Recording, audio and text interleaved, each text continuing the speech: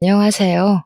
사연을 즐겨 듣는 청취자 여러분을 위해 제가 따끈따끈한 이야기를 들고 왔습니다. 저는 서울에 살고 있는 30대 후반의 여자고요. 제가 들려드릴 이야기는 남편과 시댁 사이에 있었던 이야기입니다. 과거 이야기부터 쭉 시작할 텐데 남편의 살아온 이야기가 얼마나 기구했는지, 그리고 최근에 벌어진 아주 큰 이야기까지 해보려고 합니다. 마음을 곱게 쓰지 않은 사람의 최후가 얼마나 더러운지 제 이야기를 들어보신다면 격하게 공감이 갈 것이라 생각됩니다. 그럼 지금부터 이야기를 시작해 보도록 하겠습니다. 우리 남편은 유년 시절을 아주 불행하게 보냈습니다. 우리 남편이 어릴 적 친모가 병으로 세상을 떠나게 되면서 엄마의 손길이 필요했던 남편을 위해 시부는 새장가를 들게 되었습니다. 그때는 남자 혼자 애를 키운다는 게 상당히 불쌍하게 여겨지던 시절이라 주위 사람들이 발벗고 나서서 시부의 재혼 자리를 알아봐 주었다고 했어요. 그때 우리 시부는 일이 무척이나 바쁜 실력 있는 목수였는데, 실력이 진짜 좋아서 돈도 많이 벌었지만 각 지방에서 끊이지 않는 일거리를 쫓아다녀야 해서 바빴대요. 돈을 버는 만큼 시간에 쫓기게 되고 자연스럽게 우리 남편을 돌봐줄 사람이 필요했던 거죠. 시부의 재혼은 오로지 남편을 위한 결정이라고 해도 과언이 아니라고 했습니다. 남편을 챙겨줄 사람을 구하기 위해 재혼을 선택한 시부의 결혼 생활은 행복했을까요? 우리 남편은 행복했을까요? 시부는 그 와중에도 새엄마가 들어오면 남편을 챙기지 않을 수도 있다는 불안감과 걱정에 아이가 딸린 여자를 새엄마로 들인 겁니다. 그래서 우리 남편은 새엄마가 생긴 날 4살 차이가 나는 여동생도 생기게 되었죠. 처음에는 우리 남편이 4살이나 어린 여동생이 생겨서 참으로 좋았다고 했었어요.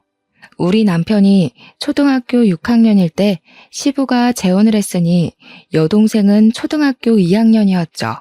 남편은 나서서 동생이랑 놀아주고 참 잘 챙겼다고 했어요. 그런데 새엄마 입장에서는 그게 불편하고 싫었대요.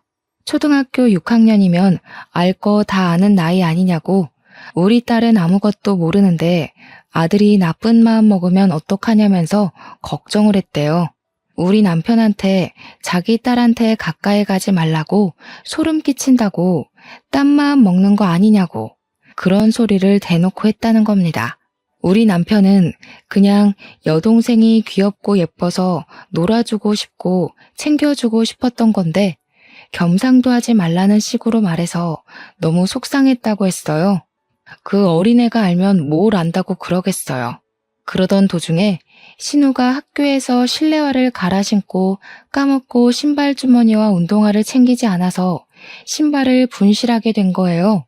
놀란 신우이가 남편한테 찾아가서 "오빠, 나 운동화를 잃어버렸어" 하면서 엉엉 울었대요.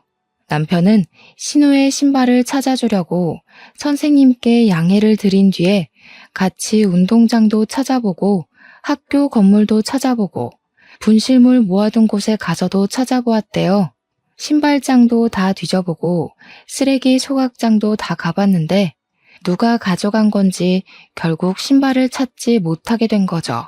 실내화 신고 집까지 오게 되면 실내화가 더러워지고 내일 학교에서 당장 신을 실내화가 없으니까 둘은 고민에 빠지게 된 겁니다.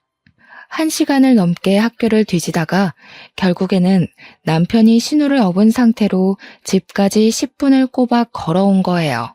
동생 발에 흙이라도 묻을까봐 그 어린 나이에 동생 가방까지 다 목에 걸고 애를 업고 온 거죠. 초등학교 6학년짜리가 힘이 있으면 얼마나 있었겠어요? 땀 뻘뻘 흘리면서 여동생을 업고 집에 왔더니 시모가 난리가 난 거죠. 뭔데 내 딸을 업고 오냐부터 시작을 해서 남편이 땀을 뻘뻘 흘리고 있으니까 더럽다고 당장 씻으라고 혼을 내고, 신우가 시모의 말에 놀라서 아니라고, 오빠가 나 신발 잃어버려서 실내화 더러워질까봐 업어준 거야 하니까 또 트집을 잡더래요. 그냥 그거 신고 걸어오는 게 낫지 생각이 불순해서 업고 온 거 아니냐고 표독스럽게 남편을 추궁한 거죠. 우리 남편은 그때 자기도 모르게 깨달았대요. 뭘 해도 새엄마는 나한테 마음 열 생각이 없구나. 나랑 잘 지내볼 생각이 없구나 하고요. 주말에 시부가 지방에서 일을 끝내고 집으로 돌아오면 그때는 또 잘해주는 척 엄청나게 신경을 써줬다고 했어요. 그래서 남편은 주말이 차라리 빨리 왔으면 좋겠다. 시부가 오는 날만큼은 진짜 가족처럼 화기애애 하니까 엄청 기다렸대요. 하지만 매번 올라올 수 있었던 것도 아니었대요. 시부가 주말에도 지방에 일을 하러 가게 되거나 출근을 하게 되면 지옥이었다고 했어요. 방문을 잠그고 거실에 나와볼 수조차 없었대요. 거실에 나가면 왜 나왔냐고 방에 들어가라고 윽박을 질러서요. 밥은 맨날 맨밥에 김치, 김, 참치캔 이런 것만 주고 먹고 싶은 걸 말해도 어쩌라고 하면서 들어주지도 않았대요. 신우가 먹고 싶다는 건 사다 주던 해주던 어떻게든 먹게 해주면서 남편이 햄이라도 구워주시면 안 돼요? 하면 햄이 없어 하고 말았대요.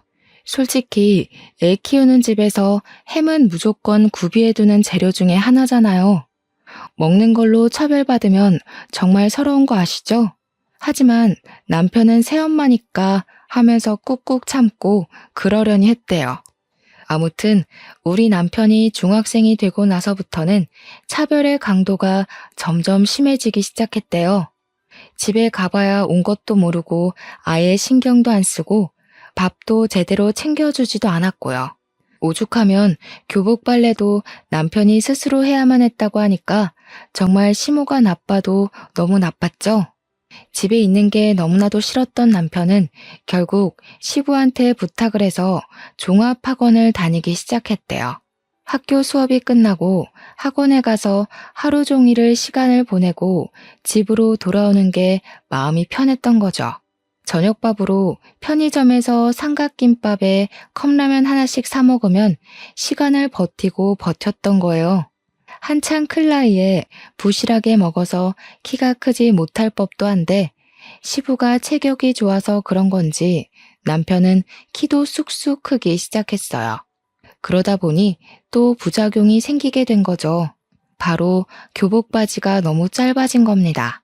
교복이 무슨 칠부 바지처럼 짧아졌는데 사달라는 말을 못해서 그냥 입고 다니게 된 거죠.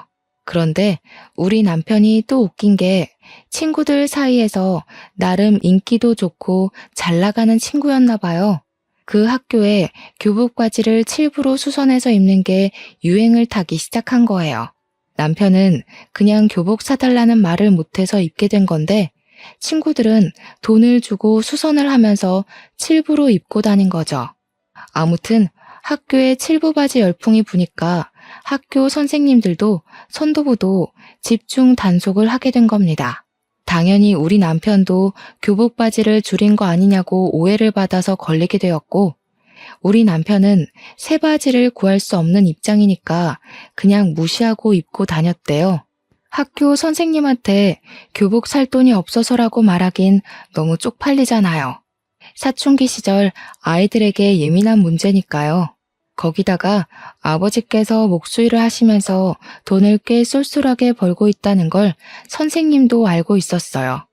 그때는 선생님들이 가정환경 조사를 다 하니까 알고 있던 시절이란 말이죠. 그런데 돈이 없어서 교복 바지를 못 사 입어요 라고 한다는 건 선생님을 기만하는 문제가 될 수도 있는 거였어요.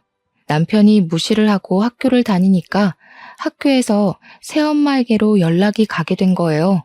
애가 행색이 영 불량해지고 요즘 어울리는 친구들도 좀 별로라고 하면서 새엄마를 학교로 호출한 거죠. 남편의 담임 선생님이요. 그제야 시모가 남편의 바지가 그 모양인 걸 알게 된 거였어요. 그전까지 남편이 학교 가는 걸 마중 나간 적도 없고 빨래도 안 해줬으니까요. 시모는 쪽팔리게 이런 걸로 학교로 오게 만든다면서 교복 바지를 새로 사줬다고 했어요. 물론 학교에 오고 가고 하게 만든 벌이라며 남편의 따귀를 엄청 세게 한 대 쳤다고 하더라고요. 그때 우리 남편은 새 교복 바지를 꽉 쥐고 결심을 했대요. 하루빨리 이 집을 탈출해야겠다고요. 대학을 가서 아르바이트를 하던 아니면 빨리 취직을 하던 꼭 이 집을 탈출해서 혼자 마음 편하게 살겠다고. 고등학교에 들어가서는 시모의 경계가 더 심해졌다고 했어요. 신우가 2차 성장이 찾아오면서 사춘기를 맞이하게 됐고 남편이 혹여라도 무슨 짓을 할까봐 시모가 곤두서 있었던 거죠. 그래서 남편은 더욱 집에 있기 싫어서 학원을 더 늘렸고 자연스럽게 악착같이 공부를 하게 되었고 예상보다 훨씬 좋은 학교에 입학을 하게 되었습니다. 우리 남편이 대학에 입학을 하고 시부가 무척이나 자랑스러워했다고 해요. 그런데 그때쯤 신우가 중학교 3학년이었는데 사고를 치고 다니기 시작한 거예요. 불량한 학생들이랑 어울려 다니면서 담배도 피우고 동급생 애들한테 돈을 갈취해서 노래방을 다니기도 하고 술을 마시고 그런 거죠. 신우이가 사고를 칠 때마다 시모는 학교에 불려가서 죄송합니다, 죄송합니다 하고 와야 했다고 했습니다.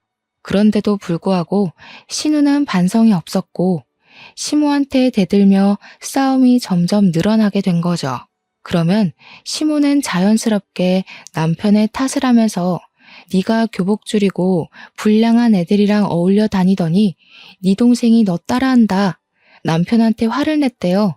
우리 남편은 몇 년 동안 여동생이랑 밥 한 번 같이 먹은 적이 없는데 자기 탓을 하는 시모한테 너무 어이가 없어서 대꾸도 못했다고 하더라고요.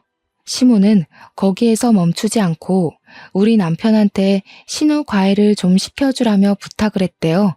말이 부탁이지 거의 협박이나 다름없는 말투로 용돈 10만 원 줄 테니까 국영수 좀 가르치라고 대학은 보내야 하지 않겠냐고 했다는 겁니다. 어차피 같은 집에 살면서 틈틈이 시간 날 때마다 몇 시간씩 애 봐주는 건데 용돈 받는 셈 치고 애 공부 좀 시키라고 했대요. 남편은 그 말도 어이가 없는 거죠. 10만 원에 몇 과목을 봐주라고 하니까 우리 남편이 좋은 학교에 다녔기 때문에 다른 애들 과외하면 한 과목 가르치는데도 한 달에 40만 원은 받았단 말이죠. 그런데 고작 10만 원에 틈날 때마다 전 과목을 가르치라고 하는 게 도둑놈 심보지 뭐겠어요. 남편은 애초에 싹을 잘라놔야 한다는 생각이 들어서 딱 잘라서 거절을 했대요. 신우, 딱 봐도 공부할 머리는 아닌 것 같다고 맨날 저렇게 담배 피우고 술 먹고 나가서 노느라 바쁜데 무슨 공부냐고 포기하시라고 했대요. 그러니까 시모가 어쩜 오빠가 돼서 그런 말을 할 수 있냐고 따졌다는데 애초에 가족 취급 안 한 건 시모였잖아요. 남편이 신우가 얼굴은 좀 예쁘장하게 생겨먹긴 했으니까 저 얼굴 가꿔서 시집이나 보낼 생각하라고 했대요. 시모가 노발대발 난리가 난 걸 뒤로하고 잔소리 듣기 싫다고 바로 휴학계 내고 군대에 가버렸답니다. 글쎄. 뭐 일찍 군대에 가는 사람들은 대학 입학하자마자 휴학계 내고 군대로 바로 간다면서 남편도 그렇게 했대요. 아무튼 군대에 있는 동안에 받는 작고 소중한 월급들 깡그리 한 푼도 안 쓰고 모아서 군대에 전역하자마자 학교 근처에 고시원 같은 원룸을 얻었대요. 처음 가져보는 아무도 없는 자신만의 공간이라 너무나도 소중하고 좋았다고 하더라고요. 시부가 그래도 대학 등록금은 다 내주고 용돈도 보내줘서 과외에서 버는 돈까지 합쳐서 생활비로 썼다고 하더라고요. 우리 남편 생활력 참 강하죠? 그래서인지 집안일도 참 잘해요. 아무튼 대학도 잘 졸업하고 햇볕도 거의 안 드는 원룸에서 악바리처럼 취업 준비를 해서 대기업에 떡하니 취직도 하게 된 거죠. 남편은 대기업 취업이 확정된 그날 햇볕이 안 드는 그 집이 남양집처럼 따뜻하게 느껴졌다고 했어요. 대기업 취업한 뒤 눈칫밥 먹으면서 열심히 일하다가 누굴 만났게요? 바로 저를 만났습니다. 저랑 같은 회사 사내 커플이었거든요. 저는 남편의 그런 일생을 모르고 만났고 저에게는 벌어진 적 없는 일이었기에 처음 모든 이야기를 들었을 땐 정말 충격이 컸어요. 화목하게만 자란 우리 가정과 다른 환경에서 자랐다고 물꼬를 트고 그동안 살았던 이야기를 듣는데 눈물이 다 나더라고요. 남편이 상당히 진중하고 조용한 성격이었기 때문에 그런 아픔이 있을 거라고는 상상조차 못했었거든요. 게다가 꽤 진지한 이야기가 오고 가면서 저희 집에 방문을 하고 자주 와서 밥도 같이 먹고 할 때 우리 부모님한테 정말 잘했었거든요. 당연히 집에서도 저러겠구나. 사람이 참 바르게 자랐구나. 친딸인 저조차도 못하겠다 싶을 정도로 세세하게 우리 부모님을 챙겼거든요. 때가 되면 영양제 일일이 챙겨서 보내드리고 우리 엄마 스킨로션 떨어질 때가 되면 새로운 제품을 사다 바치고 했거든요. 당연히 본인 부모님께도 그러겠구나 했는데 전혀 교류 없이 지내던 상태였던 거죠. 우리 둘이 행복한 연애를 하고 있는 와중에도 남편은 본인 집을 생각하면서 속이 썩어 들어가고 있었다는 걸 몰랐어요. 새엄마가 그러니까 저한테는 시무인 그 여자가 남편에게 말도 안 되는 요구를 하고 있었거든요. 우리 남편한테 대기업 다니는 남자 중에 멀끔하고 돈 많은 인간 어디 없냐면서 신우 결혼을 좀 시키자고 했대요. 친구 중에 의사는 없냐, 변호사는 없냐. 좋은 대학 나와서 그런 친구 안 사귀고 뭐 했냐. 대기업 다니면 그런 인맥들 다 생긴다고 하던데 너는 어디서 뭐라고 있길래 그런 친구 하나 없냐? 너는 하나뿐인 여동생 시집 잘 가는 게 그리 곶감냐? 왜 좋은 사람 찾아오지를 않냐 하면서요. 결혼정보회사에 신우를 등록하러 갔는데 신우가 뭐 대학을 나온 것도 아니고 회사를 다니는 것도 아니고 그러니까 결혼정보 업체에서도 거절을 한 거죠. 그게 분해서 남편한테 대기업에 어디 격리 자리라도 하나 달라면서 돈 계산은 잘하니까 그런데 꽂아주라고 요구를 했대요. 무슨 구멍가게도 그런 식으로 취업은 안 시킬 텐데 대기업이 가당키나 하는 소리겠어요? 남편이 하루 이틀은 걸러들었는데 얼굴을 마주칠 때마다 그런 소리 하면서 자리 내놔라 하니까 스트레스를 받은 거죠. 우리 남편 얼굴이 점점 썩어 들어가는데 집안 사정이라고만 하니까 저도 궁금해도 더 이상은 물어보지도 못하겠고 그런 와중에 우리 집에서는 결혼은 언제쯤 할 생각이냐고 남편한테 계속 물어봤거든요. 나이가 30 초반이 넘어갔는데 우리 집에서도 슬슬 결혼했으면 좋겠다 하면서 남편 옆구리를 찌르니까 남편은 그게 고민이 된 거였어요. 시무가 저한테 무슨 소리를 할지도 모르고 어떤 요구를 할지도 모르는 상태니까 걱정이 돼서 저를 집에 소개해주는 게 겁이 났던 거죠. 혹시라도 제가 지레 겁먹고 결혼 못하겠다고 도망이라도 가면 큰일이니까요. 모든 이야기를 듣고 나서 저의 결심은 바뀌지 않았어요.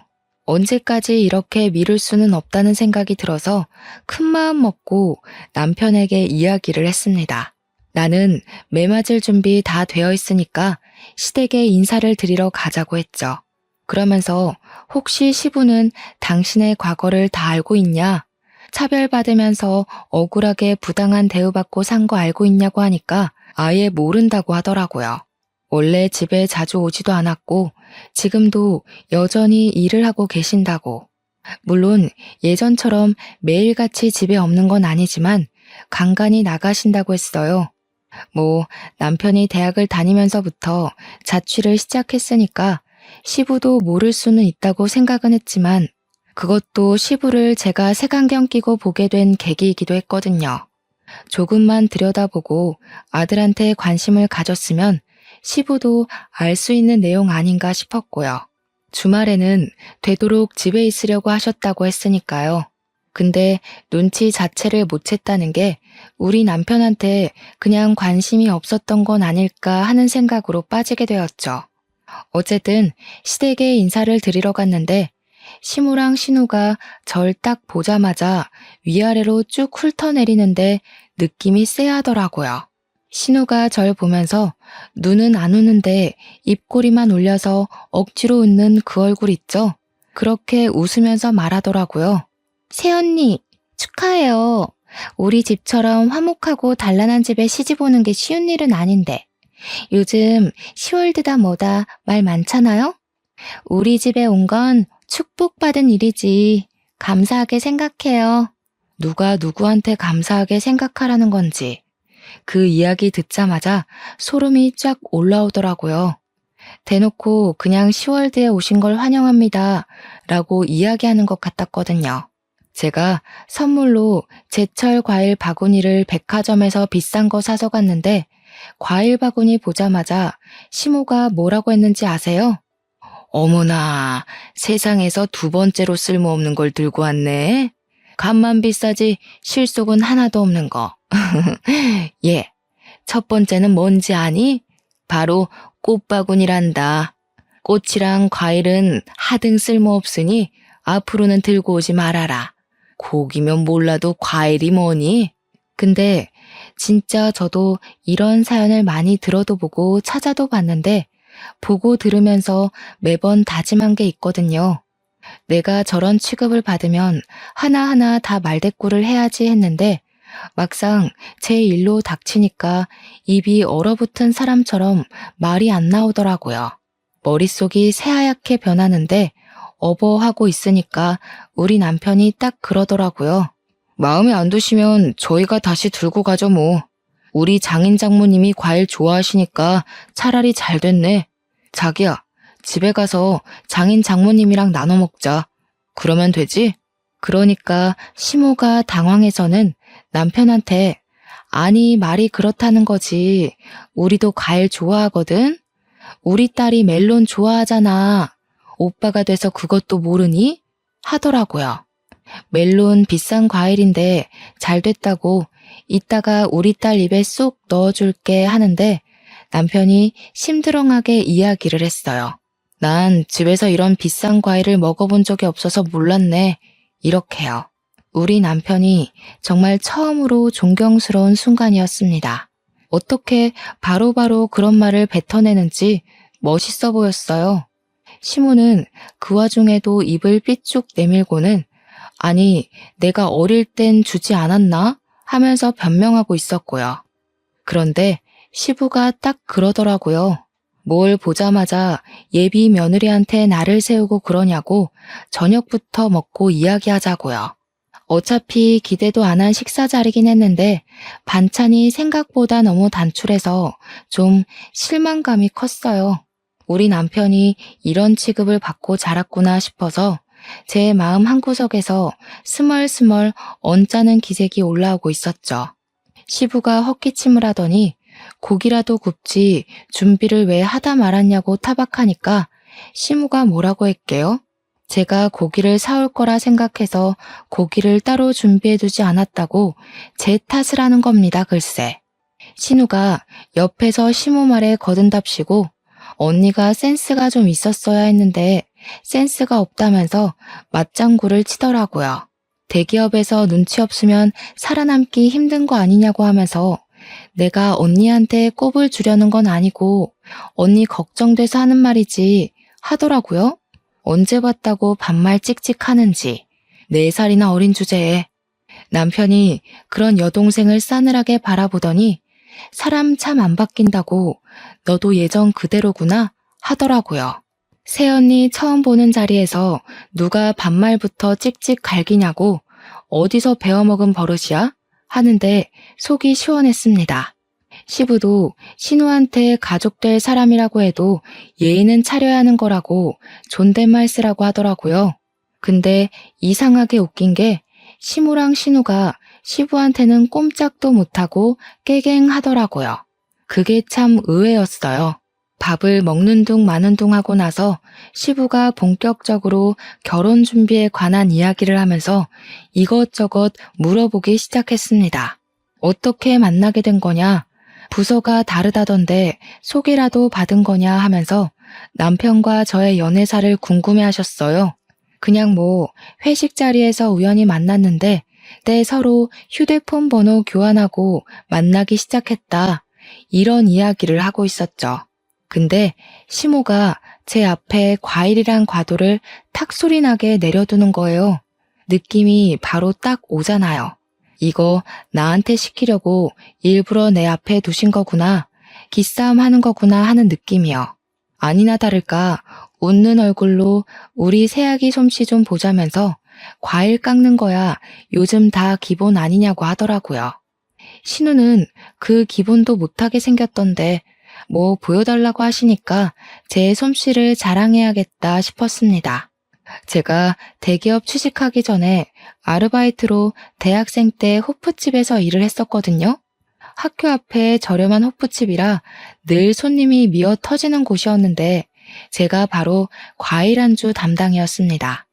그래서 진짜 현란한 솜씨로 과일을 척척 깎아서 플레이팅까지 완벽하게 해서 내놨어요. 그랬더니 신우가 과장된 말투로 이야기를 하더라고요. 우와, 언니 소시적에 클럽이나 나이트 같은 데 많이 다녔나 봐요? 아니면 술집에서 일을 했나? 솜씨 대박이네. 물론 호프집도 술집이긴 하지만 신우가 말하는 술집은 뉘앙스가 조금 다른 술집이었어요. 제가 네? 하면서 잘못 들은 건가 싶어서 표정을 싹 굳혔더니 신우가 놀래는 척하면서 되려 큰 소리를 내더라고요.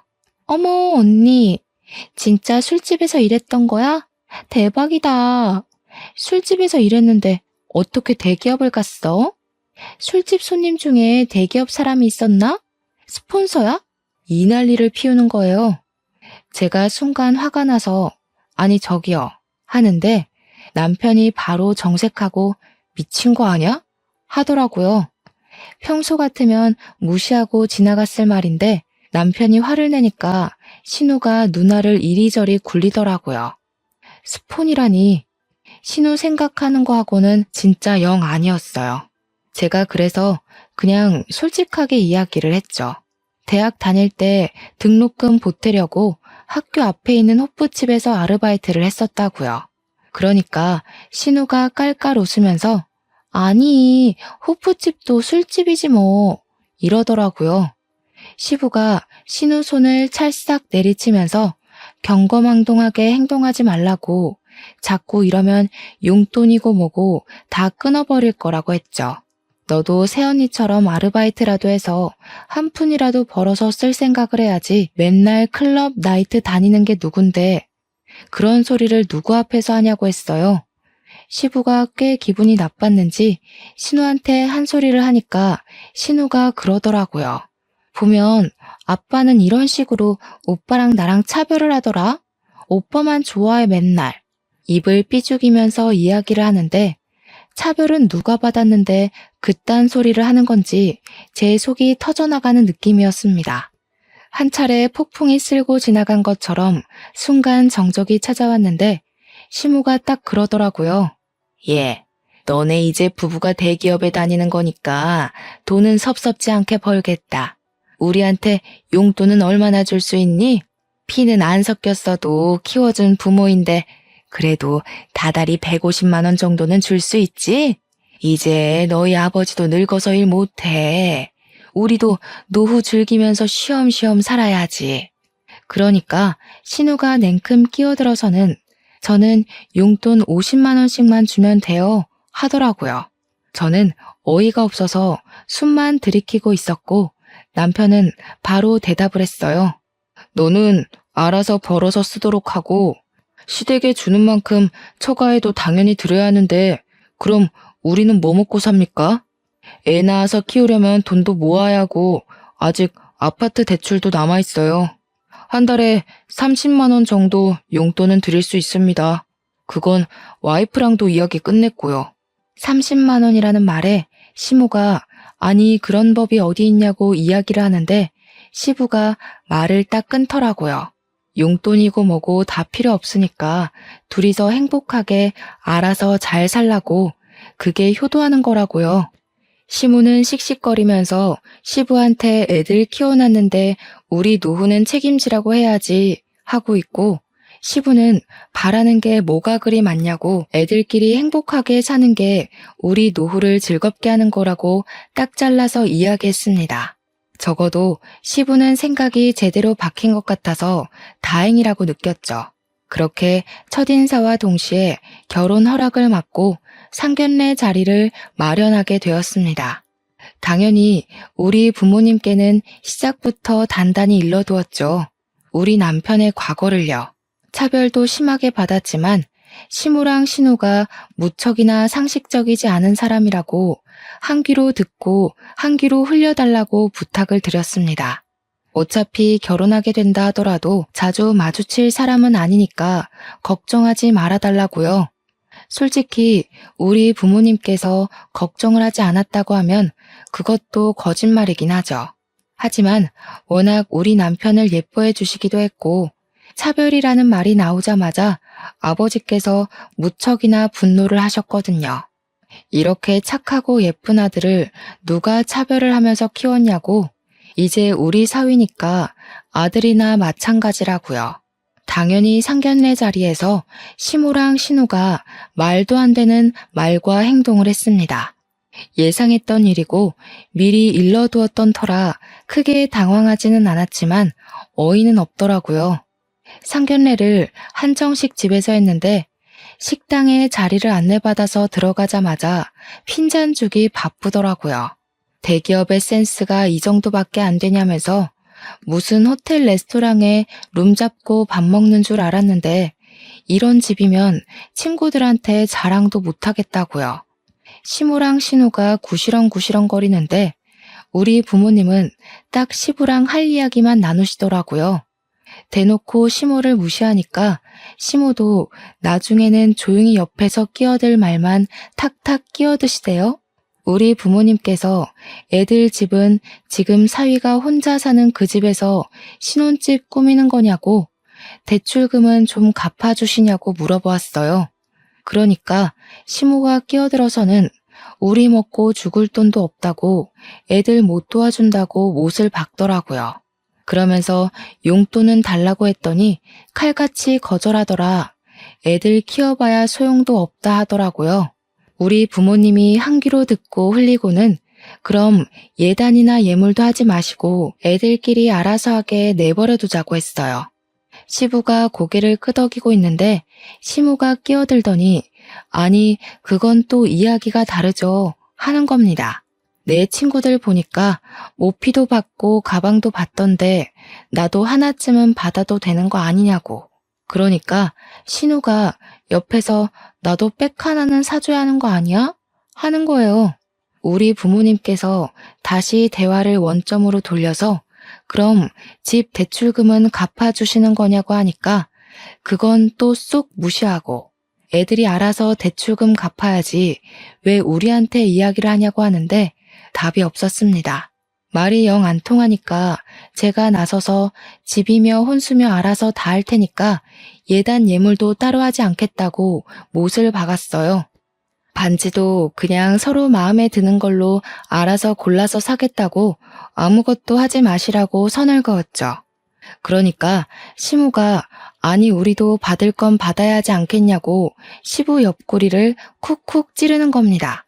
아들 대기업 보내는 게 얼마나 힘든 일인지 아냐면서 대기업 보낸 값은 받아야지 하는데 우리 부모님이 어이없어서 말씀하셨어요. 우리도 우리 딸 대기업 보내느라 힘들었다고. 근데 솔직히 애들이 알아서 잘해서 간 거 아니냐고요. 언성이 조금 높아지니까 그제야 시부가 인상 팍 쓰더니 시모한테 가만히 좀 있으라고 정신 사납다고 한마디 하시더라고요. 결국에는 우리 뜻대로 알아서 하는 걸로 정했고 남편이 시댁 근처에도 가지 말자고 하더라고요.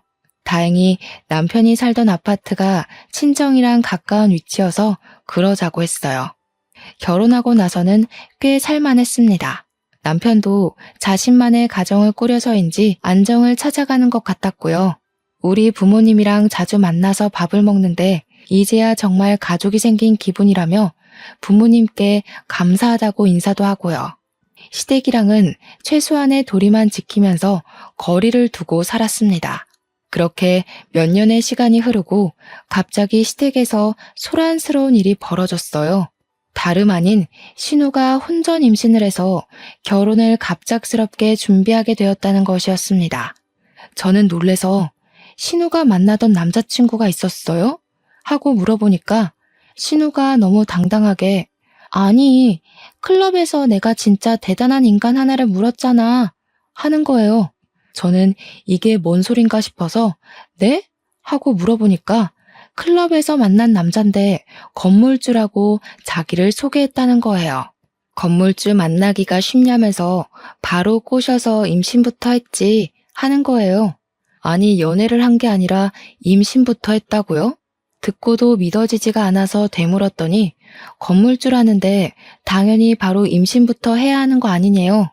그 남자가 차고 다니는 시계가 차 한 대 값이라며 들고 다니는 가방은 얼만 줄 아냐고 흠이 있다면 어릴 적에 차 사고를 크게 당해서 차를 못 타고 다녀서 차가 없는 거 딱 하나라고 하는데 뭔가 의심스럽더라고요.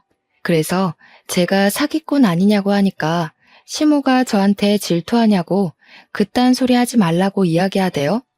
신우는 임신 10주 됐다면서 빨리 결혼식 올려야 된다고 배 나오면 드레스 핏이 안 산다고 난리를 쳤어요. 진짜 너무나도 기가 막혀서 말이 안 나오더라고요. 당연히 반전도 존재했습니다.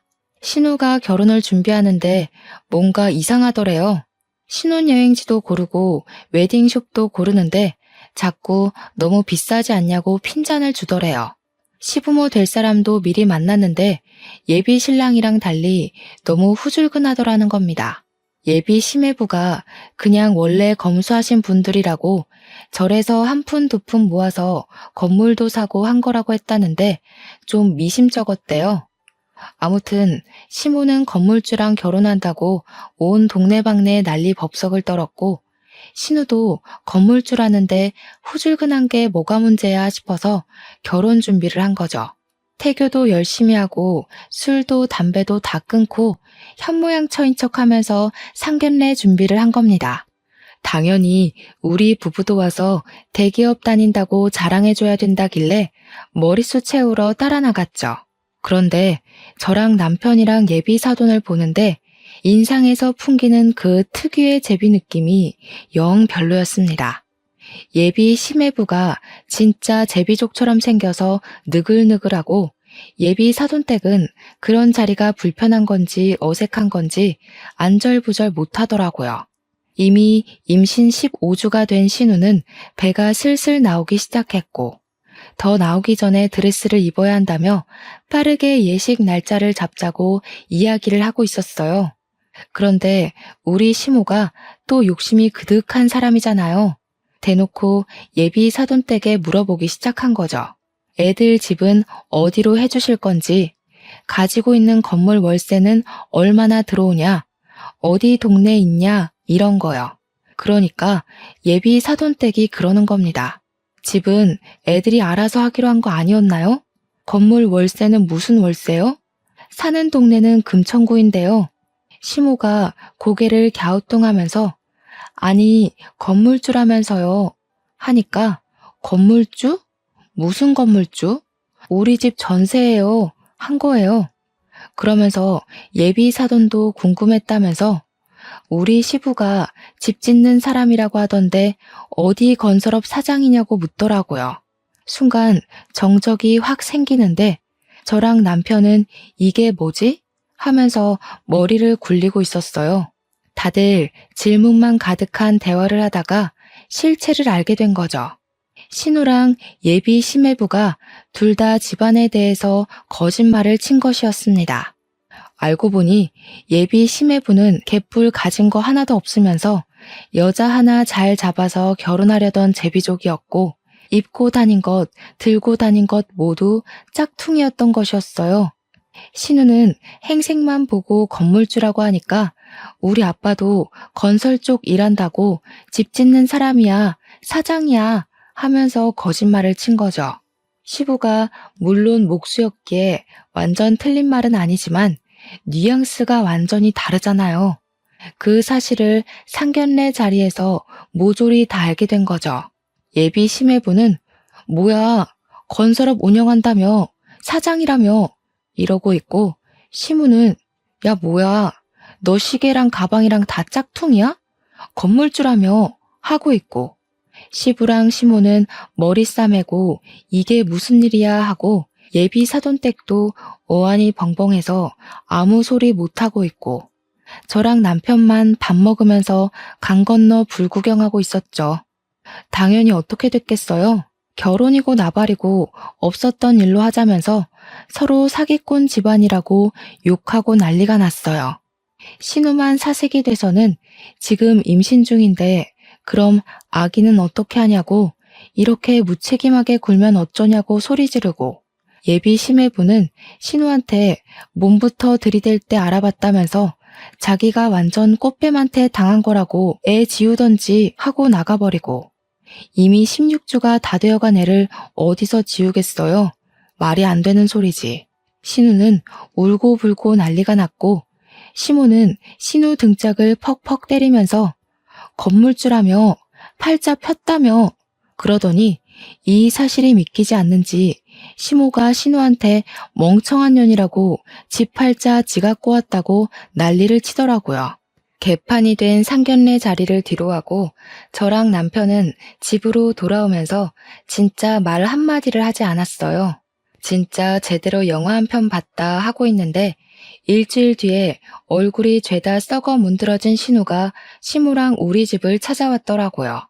남편이 무슨 일로 오셨냐고 하니까 시모가 할 이야기가 있다고 다짜고짜 집으로 들어오더라고요. 그러더니 하는 말이 아주 가관이었습니다. 애를 지울 방법을 찾아봤는데 방법이 없다지 뭐냐. 출산을 해야 하는데 미혼모가 이 더러운 세상에서 어떻게 애 키우면서 혼자 살아? 그러니까 얘가 애 낳으면 너네 부부 호적에 올려두고 친자식처럼 좀 키워다오. 가족이라면 그 정도는 다 받아주고 할 수 있지 않니? 저는 어이가 없었죠. 우리 자녀 계획도 아직 못 세웠는데 이게 무슨 말도 안 되는 소리인가 싶었어요. 어머님, 그건 아니죠. 저희도 아직 자녀 계획을 못 세웠는데 누구 애를 맡아서 키워요? 내가 지금 부탁하는 걸로 보여? 시엠이 말이 말 같지 않아? 그러면 내 딸을 미혼모로 살게 내버려 두라는 거야? 너네 호적에 넣는 게 뭐가 어려워? 그 말을 조용히 듣고 있던 남편이 코웃음을 팍 치면서 신우를 노려보더라고요. 아무 말도 못하고 있던 신우가 남편을 보더니 흠칫 놀라더라고요. 너 내가 차별받고 자란 과거를 다 알면서도 나한테 네 자식을 맡기고 싶냐? 내가 네 자식한테 무슨 짓을 어떻게 할 줄 알고 나한테 애 보내겠다는 소리를 아무렇지도 않게 해? 그러니까 신우가 놀래서 오빠 하면서 벌벌 떨더라고요. 시모도 얼굴이 시퍼렇게 질려서 아무 소리 못하고요. 내가 당한 만큼 갚아주겠다고 해도 나한테 아이 보낼 자신 있어? 무섭다, 무서워. 어떻게 오빠가 돼서 아직도 그런 걸 마음에 두고 이런 식으로 동생을 괴롭혀? 차별을 한 사람은 모르지. 당한 사람만 아는 거지. 나 같으면 내가 무서워서라도 이런 부탁을 못할 것 같은데. 내가 얼마나 우습게 보였으면 이런 부탁을 해? 됐고, 죽이 되던 밥이 되던 혼자 애 키우면서 살아. 네가 저지른 짓 네가 책임지고. 그러더니 내 집에서 당장 나가라며 신우랑 시모를 쫓아냈어요. 얼마나 제 속이 시원하던지 박수를 쳐줬답니다.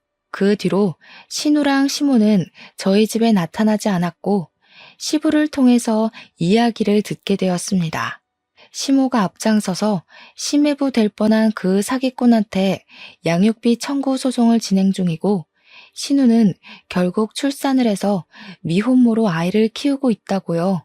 가끔 우리한테 애를 봐달라고 시부를 꼬셔내고 있다고 하는데 제가 그랬죠. 우리 남편이 당한 일을 다 알고 있는데 저한테 애를 맡기겠다고요? 라고요. 그 덕에 시부도 남편이 과거에 당한 차별에 대해 모조리 다 알게 되었고 시부가 노발대발 난리가 나게 된 거죠. 그렇게 아들을 괴롭혀 놓고 어떻게 애를 아들 호적에 입적시켜서 키워달라는 철면피 같은 소리를 할 수 있냐고. 그 와중에도 시모는 우리 남편이 너무하다고 했다네요. 시부는 짐 싸서 나가고 싶은 거 아니면 우리 남편한테 더 이상 연락하지 말라고 했대요. 신우가 저한테 연락 와서는 하루 정도 봐줄 수도 있지. 그걸 다 시부한테 일렀냐고 하면서 자기한테 너무 가혹하다고 하소연을 하대요. 저는 웃으면서 자업자득 아니에요? 했죠. 그러니까 신우가 이러면서 전화 끊더라고요. 이제 와서 신우도 왜 우리한테 친한 척 하는지 눈에 빤히 보여서 받아주지 않고 있어요.